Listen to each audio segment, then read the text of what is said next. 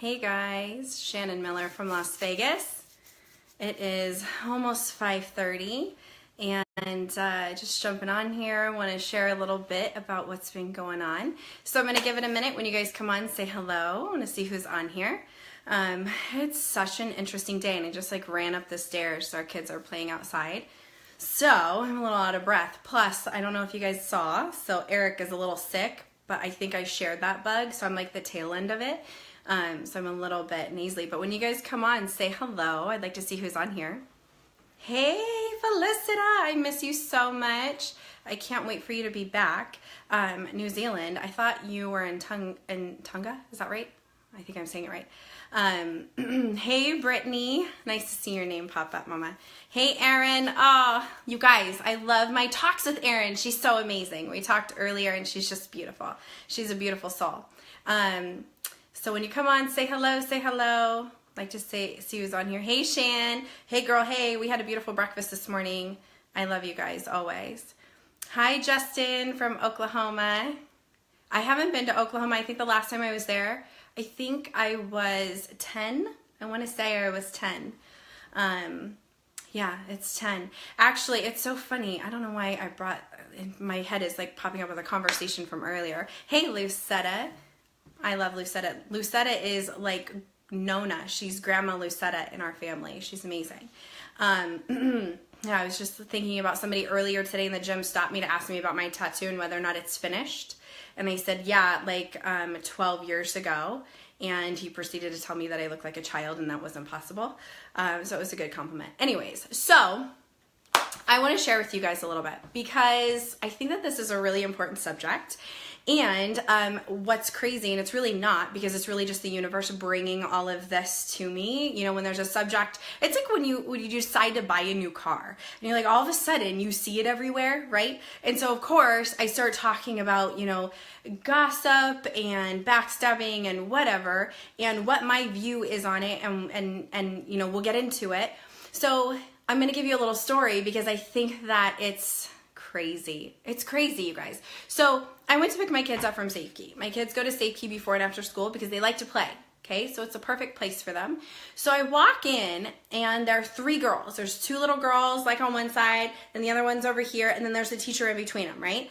And I overhear her, I'm signing them out, and I hear her say, you guys are too young to be talking to each other and treating each other this way. This is crazy. If you guys don't want to be friends, then, you don't have to be mean. Just leave each other alone.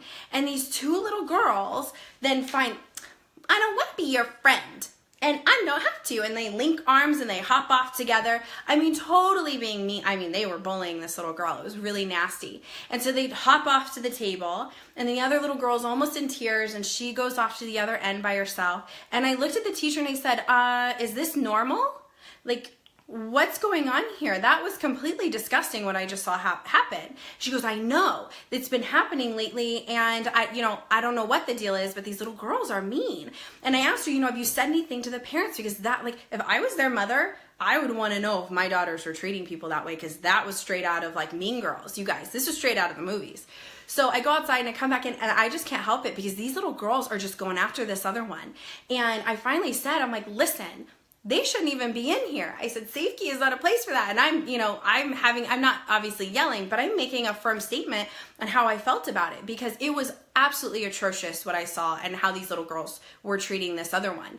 And it brings me right into the subject that I had already wanted to talk about, which was, women are, there's this idea put out there that we gossip, that we're backstabbers, that we're bitchy and we're emotional and we're this and we're that. Is that true? And, and I think sometimes we say that it's not true, right? That's not me. I don't do that. That's other people. But we call it something else when we do it.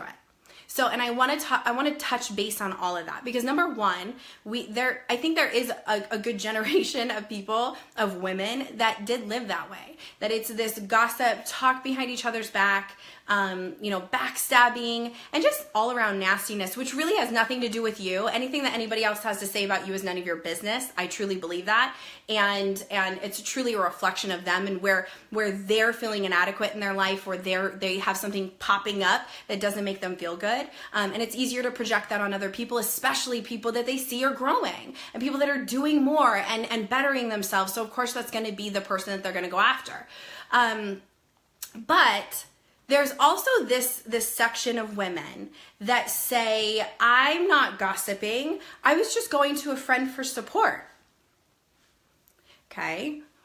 So when you go to a friend for support or to venting for me, that's the same thing, you guys. Venting to somebody else outside of the person that you have the issue with, if you're venting to somebody else, that is gossip, because nothing productive is coming out of it. So if you go to a mentor and say, I need your guidance. So here's the situation. I need your guidance because I'm taking a pause and I don't really know how to react, or I don't know how to feel and I don't know what to do. I need your guidance on how to move forward, right? That's a totally different conversation, because what's coming out of that is a lesson and an action, right? So you go to your girlfriend and you're venting about your day. Oh, I feel so much better now that I got that off my chest. But what you did is you took a belief that you have in somebody else, which really isn't a belief about them. This is about you. But you took that belief and you fed it into somebody else. So you gave them the idea that this is this person, right? So this is how this person shows up in life, and this is who they are. So you're feeding it to that person. So then all of a sudden, now that person has somewhat of an idea, like, well, maybe Shannon, we'll use me as the example. Maybe Shannon, she really, does do this. And so the next time, they kind of avoid Shannon. And then there's this kind of weird relationship thing that goes on. And it's just, we all know, like, it's this domino effect, right? And we've seen it happen a million times. And I think for all of us, especially women, I think it started as soon as we started going to school. Like, there's this, thing where, they chatter behind each other's backs and the stories change and none of it is true, but we still do it. And then we go into adulthood and we do it some more. And really, what are we trying to accomplish? Because if you get down to the base and the root of it, it's really about you. This is truly a reflection of where you're having a hard time and where maybe there's a mirror coming up and like they're growing and that's making you question what you're doing and where you're going. Or even if they're doing something that you don't like, that's a negative, what is that reflecting to you? Is that something that you've done? Or maybe they're complaining and never taking action and that bothers you, but yet you're doing the same thing in other areas of your life. So it really is like this thing that we can play with. Is this for girls only? Manuel, no. Well, I mean, I think that, which party is accountable? Sorry, I just read too many all at once. No, I mean, I think obviously this probably plays into males, but I think women are just known for that. We're the gossipers, we're emotional, we're this, we're that. So, also too, I think if we look at how it's felt down the line, whether it be in your personal life or in your business, even the smallest of things that you have to say about somebody else, that's not directly to them, it's felt everywhere. It is literally felt everywhere. And trust and believe the person that you're talking about is going to find out. It never fails. They always find out. There's always, this thing that comes back and it's usually different than what you originally said because it's been spread and it's this whole thing. But now you have to come forth and you get to say, listen, that was me. I said such and such. And what I'm offering is us being the change. When I talk about I want to be the change, it's in things like this. I want to be a leader in saying that I'm not going to have those type of relationships anymore. I'm not going to have those conversations anymore. And when I feel like there is something going on between me and somebody else, I'm going to say, hey, can we talk? Let's talk and clear the air because I feel like there's something here. Your relationship and our relationship together means something to me. If you're gossiping or venting, whatever that is, behind somebody's back, obviously that person is important to you. Regardless of how you're saying it or what you're saying about them, clearly they're important in your life because you're making it a point to go out of your way to talk with other people about them. So obviously there's something there. So instead of going to your girlfriends or whomever else to vent and to ask for support, go directly to them. And another thing I would, even going a step further, is rather than when, like you're upset and you being the one to take action on that, is when somebody comes to you, this is not always the most comfortable situation, but it is not always comfortable doing the right thing and being a leader and saying, hey, stop, this doesn't feel right to me. This feels like gossip, so I'm going to say to please take that to the other person. As much as that may feel, I'm going to say some people may take that as like juvenile, really young. It's not. This happens every single day. People come to you and they vent and they want to say all this garbage. How about, hey, stop, this doesn't feel right for me. Can you take it directly to them? Because that's the only way that this is going to get resolved. That's like cut and dry. There's nothing else to say about that. Like taking it to other people is never going to help.